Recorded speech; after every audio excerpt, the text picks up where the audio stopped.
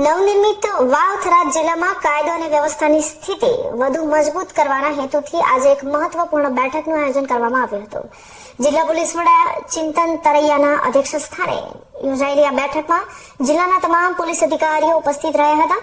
વાવ-થરાદ જિલ્લા કલેક્ટર કચેરીના press conference હોલમાં આજે જિલ્લા પોલીસ વડા શ્રી ચિંતન તરૈયાના અધ્યક્ષ સ્થાને જિલ્લાના તમામ તાલુકાના પોલીસ અધિકારીઓ સાથે બેઠક યોજાઈ હતી. બેઠકની શરૂઆતમાં જિલ્લા પોલીસ દ્વારા નવનિયુક્ત પોલીસ વડા શ્રી ચિંતન તરૈયાનું સન્માન પણ કરવામાં આવ્યું હતું. આ મહત્વની બેઠકમાં મુખ્યત્વે જિલ્લામાં શાંતિ અને સુરક્ષા જળવાઈ રહે તે માટે ચર્ચા કરવામાં આવી હતી.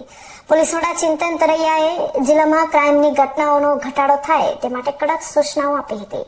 તેમણે ખાસ ભારપૂર્વક જણાવ્યું હતું કે લોકોમાં જાગૃતિ આવે અને ક્રાઇમની ઘટનાઓ બને તે પહેલા જ તેને અટકાવવાના પ્રયાસો કરવામાં આવે, એટલે કે પ્રિવેન્ટિવ એક્શન પર ભાર મૂકવામાં આવ્યો હતો. આ બેઠકમાં DYSP SM Varotariya, SR Bharai, SOG PI AG Rabari, cyber PI RS Desai, Tharad PI AT Patel સહિત તમામ તાલુકાના પોલીસ અધિકારીઓ ઉપસ્થિત રહ્યા હતા. વાવ-થરાદ જિલ્લામાં શાંતિ અને સુરક્ષાના ઉદ્દેશ્યથી યોજાયેલી આ પ્રથમ બેઠક બાદ હવે જિલ્લા પોલીસનું વહીવટી માળખું વધુ સક્રિય બનશે તેવી આશા છે.